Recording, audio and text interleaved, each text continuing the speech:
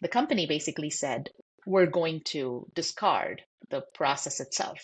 We've just decided that we're going back to the baseline and we're willing to void the whole RFP process. Now, not only did they end up with a 20% cost increase, they also ended with severe reputational damage, right? Because you had all these new players who had come in, they'd all given their quotes. So essentially, this should have probably been just an RFI, right? Because you really just wanted to understand where the market was. You had no intent of changing your provider. Yeah. You probably were using it as a negotiation exercise and you lost because while putting it out as an RFP, they invited new updated pricing. Did they really intend it? Yeah. So this is just one example, but I've seen this play repeatedly.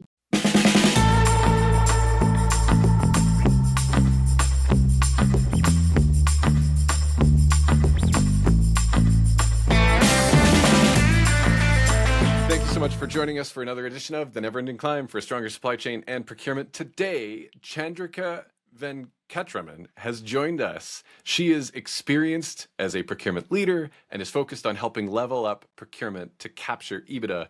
Chandhrika, thank you so much for joining us today. Thank you, Sean. It's a pleasure to be here. Excited for our conversation today. Likewise. As a way to start out, I'd love for you to share just a little bit about your journey into procurement. Was it kind of the equivalent of the garage door closing on you? Was this really a deliberate focus? It was a semi-deliberate focus. I specialized in supply chain management, and I had already spent a little bit of time in the manufacturing space. And I think of it as the three legs of the supply chain: the make leg, or rather the buy leg, the make leg, and the sell leg. I'd already spent a few years of my career in the make leg. And when I got my master's in supply chain, my MBA, it just seemed like the natural move to get into the buy leg. The only difference is I never quite moved out of it. I stayed there for a Yep. very, very long time of my career. Yeah, so there you have it. That's how I got into procurement. It was semi-intentional. I like the semi-intentional because I think that there's here's something I enjoy. Now I'm going to go make it better. And this Yep. fits with that never-ending climb theme that I'm all about, right? This go leave the world better than we found it.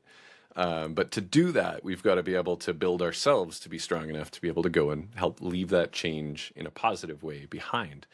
This is one of those things of leaving that positive change, leaving things better than we found it. The whole sourcing exercise is something that people really look to you for advice on.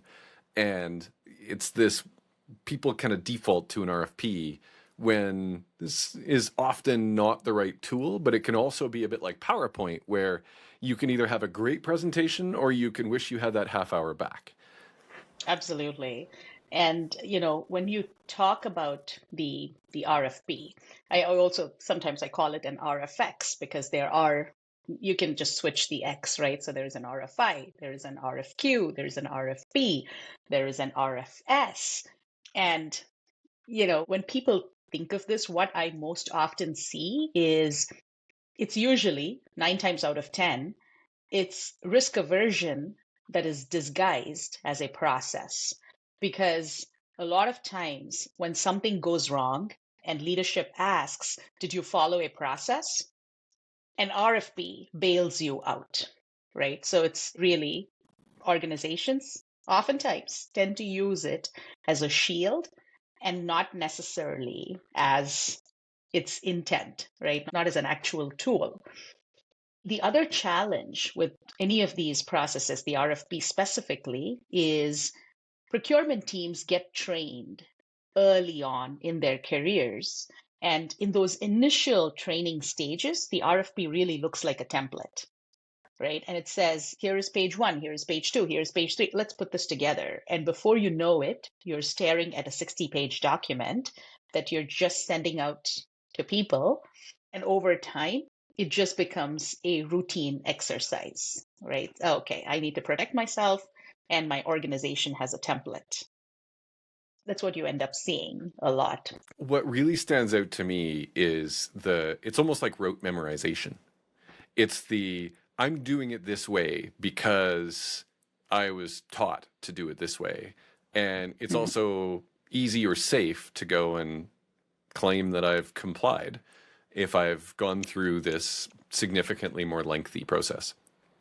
And not to mention the illusion of rigor, right? It looks very rigorous on the Illusion is outside. such a powerful term, right? Hmm. Yeah. Absolutely. And I think this procurement theater is a term that's been used. And I know that there are those who Hmm. use an RFP and have put that out, fully anticipating that a particular vendor will be selected coming out the other side of it anyway. And so I think this illusion of, or this Yep. procurement theater, checking the box for the sake of checking the box, is really one of the greatest wastes in supply chain. And I know this Oh, is a shared passion that we both have. So yes. when you think about the RFX, and there's the whole range of all of these things, and depending on what you're buying, some of them are going to be a better fit than others. Tell me a little bit more about the choice between some of these and what you see good looks like today. Absolutely. So I use a very simple framework, and it stood me the test of time. The tool has to match your level of certainty. And I'll explain that a little bit. If you don't know what's in the market, you're really gathering intelligence. You're not starting a competition. You have no intent to award anything. The right tool is an RFI, right? A request for information, because that's essentially what you're doing, right? You're going out, you're saying, let me see what's out there. Let me see who is out there. Let me get a feel for this. If you know exactly what you want, and you also know that your award is completely contingent on price, the decision really boils down to cost, right? That's the only factor. And there is no amount of differentiation in the responses that's going to sway you away from cost as your only decision making criteria. It's an Yeah. RFQ because it is a quotation. You're Yeah. specifically requesting a quotation. Yep. When you need suppliers to help you solve a problem that you haven't fully specced out yourself, right? So it becomes more of a collaborative exercise. Hey, here is and your level of knowledge on the problem, your level of understanding, your level of current data availability could be anything from 20% to 80% to 90%, could even be 100%. But you're really saying, hey, I think I know, and I think this is how I would do this, but I would love to see how you would do it. Either use my outline or feel free to provide your own outline that more or less matches with mine. That's an RFP, a request for a proposal, right? So you're saying, and here's the problem, here's how I would solve it. Open to hearing your thoughts. And the last is an RFS, right? Which is you're buying a service. The outcomes matter more than how exactly they're delivered, right? So you're essentially saying you do it your own way, right? This is what I need. You go Go figure it figure it out. out. I'm not even keeping tabs on this. I will just pay you. Go ahead and do this. That's an RFS. The most common mistake is people using an RFP when it really is an RFQ because you already know your business is designed that way. Your business is only going to award to the lowest cost provider, no matter what. Don't float out an RFP. Let's be very clear. Let's just say this is completely based on your quote. That's it. That's the only factor here. I would say that's definitely a big mistake. And the other mistake that I often see, it's secondary to this, is you had no intent to award at all. You're using this as a negotiation tool. Um, I may almost call it a borderline uh, unethical practice. Don't do that. Yeah. Yeah. Don't do that. The procurement theater of you already know who you want to pick, and now you just need some way of defending your choice. I mean, Exactly. just frankly, have the character, I'll use that word instead, to just stand up and say, here's who we're going to pick and here's why. And we looked at some of the others and here's why we're not picking them, right? Going through a large and expensive RFP is typically not a good idea, right? If there's just somebody that you're going to pick, it just, everything becomes more efficient when we can cut through that noise to the extent that your organization is able to do that, recognizing there's some, some organizations are not given that kind of flexibility or authority. But I think that there's a strength of character demonstrated when we just stand up and say, here's who we're going to pick, here's why, and go make that happen. Absolutely. And if you can't defend your choice, I don't think the RFP as a tool is going to help you. Yeah, right. It's an artificial support, right? Exactly. Coming back to the illusion of control or the illusion of justification and or procurement theater. So I think if we call out the just don't do procurement theater, this is something that a lot of procurement professionals will certainly appreciate, because they're often the ones that are then trying to schlep through all of the back and forth between, somebody in the business that wanted to buy something and a group of vendors, two of whom probably are going to be a little frustrated after having invested a significant amount of energy in something. And I think this is also one of those things where there are a couple of organizations that I know our company just won't even talk to because they have a reputation of doing that. So word gets around, and that's not a reputation that we want. It is a remarkably small world. And I think this is one of those wonderful opportunities to just kind of double click on what really happens when you do use the wrong tool, because there's a significant cost to the business. Sometimes it's as simple as, look, here's a benefit that we're trying to capture, and we just made capturing that take 6 months longer. How much is that worth to us? Exactly. I think the best illustration of what happens when you use the wrong tool probably comes through in this example that I can share. Very large multinational wanted to renegotiate with an incumbent. And I think there was some confusion internally on one faction wanting to just renegotiate, another faction really wanting to get rid of the incumbent. And somehow they all decided that the best approach would be an RFP, right? And I was brought in, after the fact, they'd already made the decision. I was brought in, they just said, just implement this for us. I asked a few questions, and it became apparent to me that the exercise was not with the best intent. Anyway, this was early on in my career. I played along. I said, okay, fine. Maybe I'll just move along with whatever you're doing, right? Stakeholder is king, whatever. So we start this exercise. Incumbent comes in. We bring in other new providers.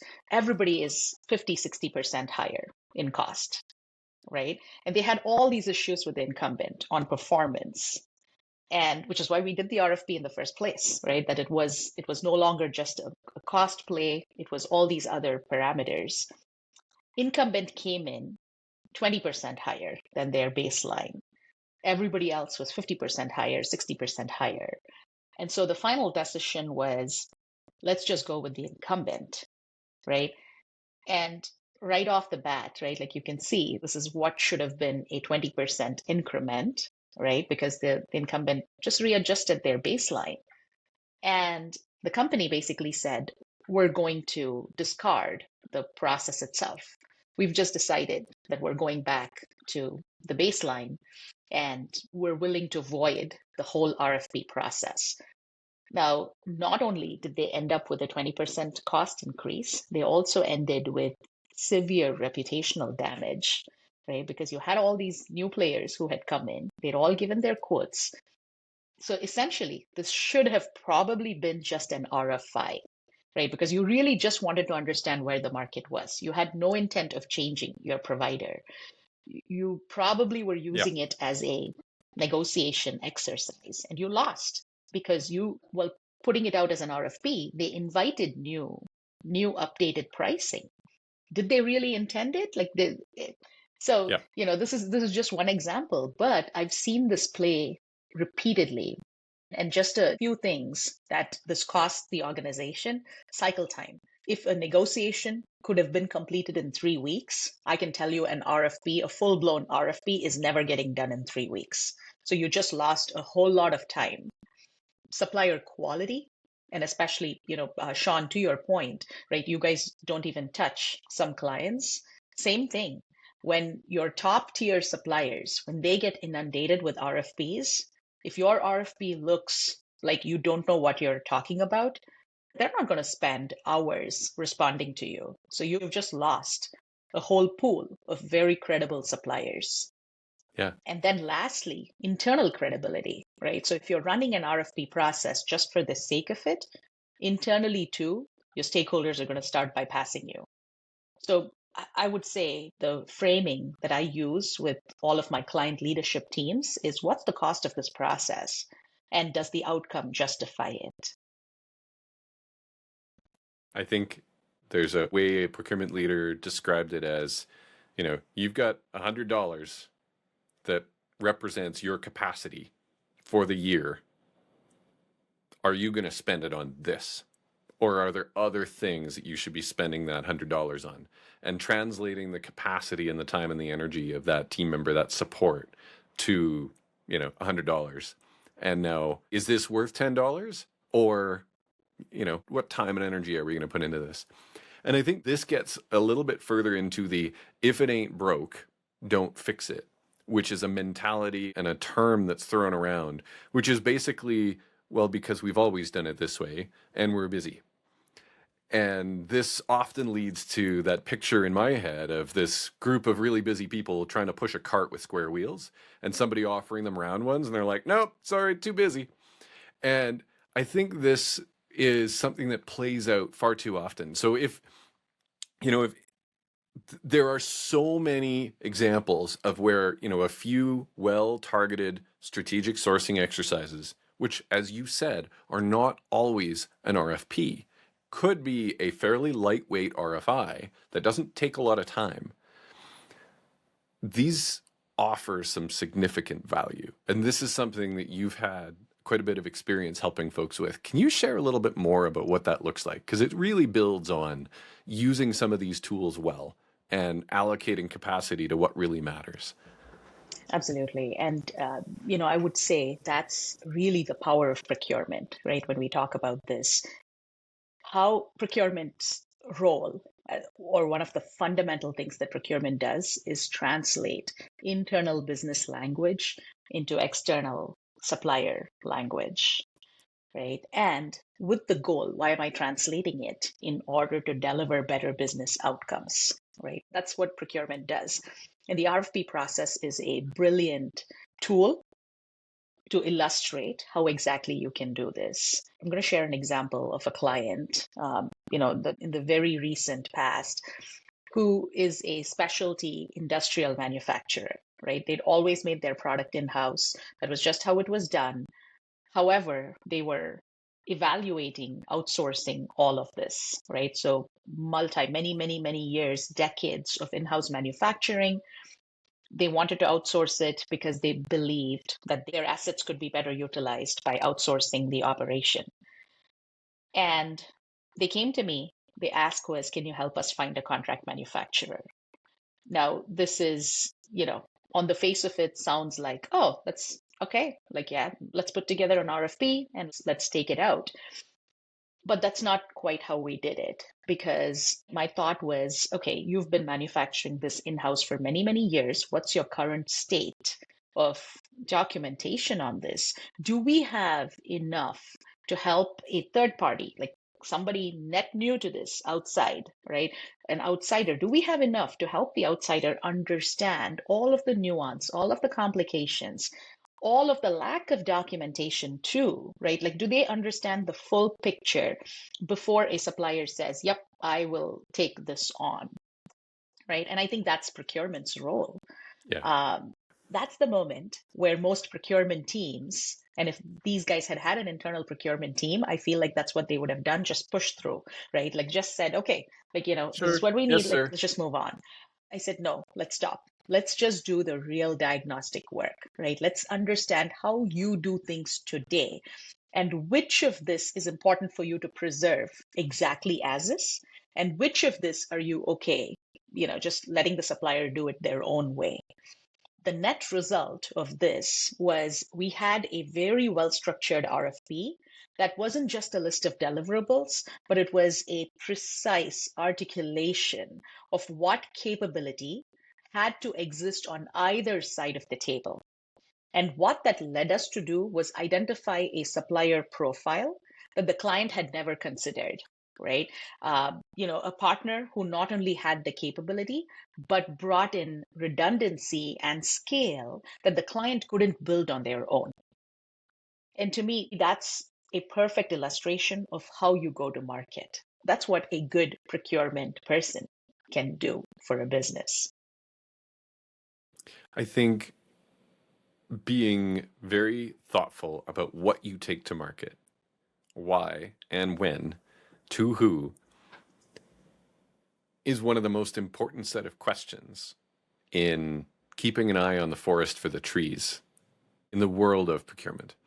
And I am really grateful that you've been in the world sharing this message with as many people as possible, Chandrika.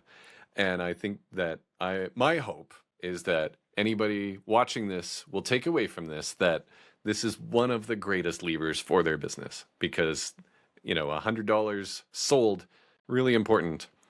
$100 saved has a very different impact. So I am grateful for you sharing your time, your wisdom, your experience with us today, Chandrika.